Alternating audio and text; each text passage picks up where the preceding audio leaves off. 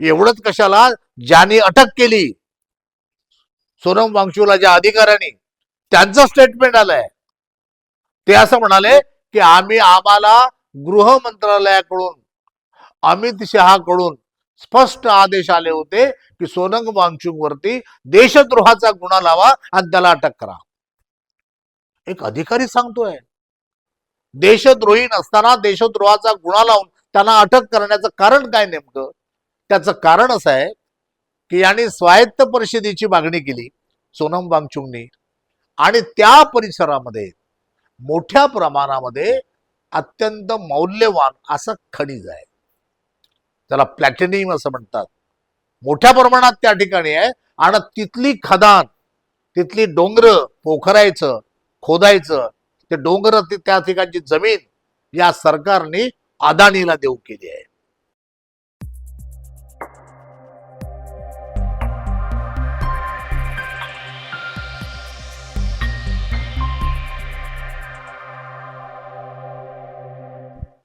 नमस्कार, जय बिरसा, जय सेवा, जय भीम. नुकतीच एक घटना आपल्या देशामध्ये घडली, ती म्हणजे लडाखचे आदिवासी नेते सोनम वांगचुक यांची सुटका 6 महिन्यानंतर 15 मार्चला आपल्या केंद्र सरकारने केली. जेव्हा त्यांना अटक केली होती 6 महिन्यापूर्वी, तेव्हा आम्ही याही संदर्भात एक व्हिडिओ केला होता आणि तेव्हाही आम्ही सांगितलं होतं की सोनम वांगचुक यांची अटक ही अत्यंत असंवैधानिक आहे. एक आदिवासी माणूस, लेह लडाख मधला एक शास्त्रज्ञ माणूस, ज्यांचं म्हणजे आपण त्याला एज्युकेशनिस्ट म्हणू, शिक्षण तज्ञ असा एक माणूस, ज्यांच्या शिक्षणाच्या थेरीवरती आपल्याकडे 3 इंडियन नावाचा पिक्चर ज्या आमिर खाननी काढला, त्याचे अनेक पेटंट जगाने मान्य केले, त्याचे शिक्षणाचे पेटंट अनेक देशांनी मागितले, असा एक शास्त्रज्ञ माणूस, आदिवासी माणूस विशेषतः, आणि या माणसावर कोणते आरोप लावले आपल्या गव्हर्नमेंटनी? यांच्यावर देशद्रोहाचे आरोप लावले. म्हणजे आश्चर्य करणारी गोष्ट आहे की जो देशासाठी झटतो, जो देशातल्या सैनिकांसाठी वेगवेगळ्या तंबूचा शोध लावतो, कसं राहायचं थंडीच्या वातावरणात सैनिकांसाठी, त्या लेह लडाखमध्ये पाण्याची टंचाई असताना उन्हाळ्यामध्ये त्यांना पाणी कसं मिळेल तिथल्या लोकांना, याचं संशोधन करतो, त्याची व्यवस्था करतो, अशा माणसावरती याने काय, याच्यावर आरोप जो देशद्रोहाचा लावला, कारण काय? केवळ सोनम वांगचुकनी एका भाषणात ते असं म्हणाले की आपल्या देशाची बरीच भूमी चीनने गिळंकृत केली आहे. आता हा देशद्रोहाचा मुद्दा आहे का? हा तर तुमच्या तपासण्याचा मुद्दा आहे. जर आपली भारताची भूमी जर चीन सारखा देश गिळंकृत करत असेल तर त्याच्या विरोधामध्ये कारवाई केली पाहिजे तुम्ही. तर जो बोलला त्यालाच अटक करणार का? त्याने तुमच्या निदर्शनास आणून दिलं की लेह लडाखला लागून चीन आहे. त्यांना माहिती आहे की चीनने कोणती जमीन, किती जमीन हडप हडप केलेली आहे, गिळंकृत केली आहे, म्हणून ते बोलले. आणि दुसरी गोष्ट, त्यांनी महत्वाची एक गोष्ट त्यांनी मागणी केली त्या ठिकाणी की लेह लडाखमध्ये ऑटोनॉमस काउन्सिल पाहिजे, जे घटनेच्या 6व्या सूचीमध्ये आदिवासी क्षेत्रांसाठी ते लागू होते. ऑटोनॉमस काउन्सिल, आपण त्याला मराठीमध्ये स्वायत्त परिषद असं म्हणू. त्याने मागणी केली होती की हा आदिवासी भाग आहे आमचा, आदिवासी आपला त्याला स्पेशल एरिया असं ते म्हणतात, शेड्यूल एरिया, हा शेड्यूल एरियामध्ये आमचा भाग येतो आणि या भागासाठी घटनेमध्ये सेपरेट व्यवस्था केलेली आहे आणि ती व्यवस्था म्हणजे ऑटोनॉमिक काउन्सिल, स्वायत्त परिषद आदिवासींसाठी. ही तरतूद घटनेमध्ये आहे. आणि त्यापूर्वी म्हणजे 370 कलम हटवण्याच्या पूर्वी लेह लडाखमध्ये लेह स्वायत्त परिषद होती, निर्माण झालेली होती. तुम्ही या 370च्या प्रकरणामध्ये 370 हटवलं आणि तेही हटवून टाकलं.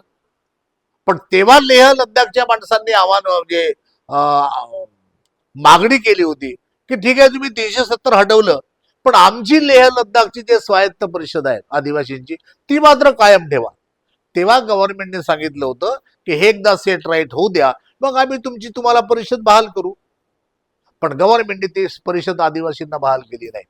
आणि म्हणून त्याच्या विरोधामध्ये खरं म्हणजे सोनम वांगचुक याने त्या ठिकाणी आंदोलन सुरू केलं होतं की आमची स्वायत्त परिषद आम्हाला परत द्या आणि लेह लद्दाखची जी संस्कृती आहे तिचं जतन करा.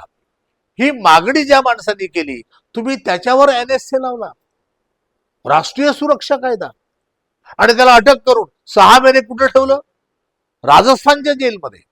त्या माणसाला म्हणजे लेह लद्दाख मध्ये किती थंडीचं वातावरण, राजस्थान मधलं वातावरण कसं, म्हणजे त्या माणसाला तुम्ही त्या ठिकाणी ठेवलं.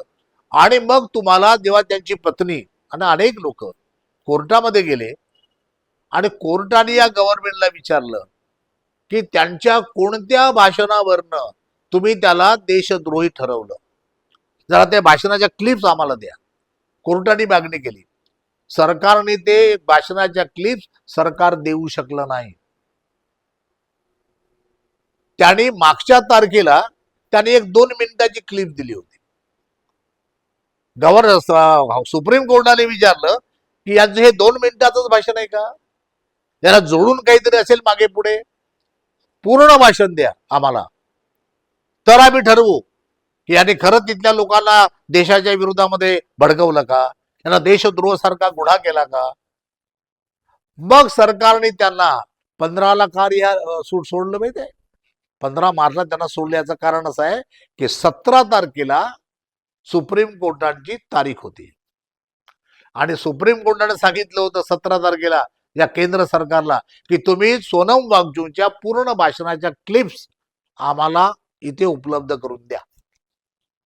कारण सरकारकडे ते नव्हतं, सरकार ते उपलब्ध करू शकत नव्हतं. एवढंच कशाला, ज्यांनी अटक केली सोनम वांगचुकला ज्या अधिकाऱ्यांनी, त्यांचं स्टेटमेंट आलंय. ते असं म्हणाले की आम्हाला गृह मंत्रालयाकडून, अमित शहाकडून स्पष्ट आदेश आले होते की सोनम वांगचुक वरती देशद्रोहाचा गुन्हा लावा आणि त्याला अटक करा. एक अधिकारी सांगतोय. आता असं का झालं असेल बरं? म्हणजे 17ला तारीख होती म्हणून त्याला 15ला सोडलं, कारण 17ला ते कोर्टामध्ये सादर करू शकत नव्हते. पण तरीही यांना का अटक केली? एवढंच कारण आहे का? देशद्रोही नसताना देशद्रोहाचा गुन्हा लावून त्यांना अटक करण्याचं कारण काय नेमकं? त्याचं कारण असं आहे की यांनी स्वायत्त परिषदेची मागणी केली सोनम वांगचुकनी, आणि त्या परिसरामध्ये मोठ्या प्रमाणामध्ये अत्यंत मौल्यवान असं खनिज आहे, त्याला प्लॅटिनियम असं म्हणतात, मोठ्या प्रमाणात त्या ठिकाणी आहे. आणि तिथली खदान, तिथली डोंगर पोखरायचं, खोदायचं, ते डोंगर, त्या ठिकाणची जमीन या सरकारने अदानीला देऊ केली आहे.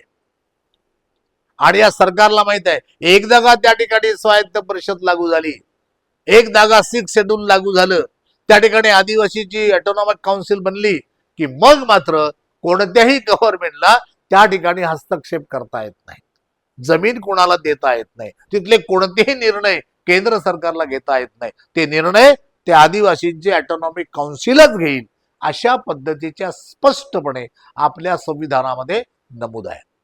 आणि म्हणून त्याला वाटलं की यांना हे ऑटोनॉमिक काउन्सिल देण्यापेक्षा यांना अटक केलेली बरं, आणि म्हणून त्यांना अटक केलं.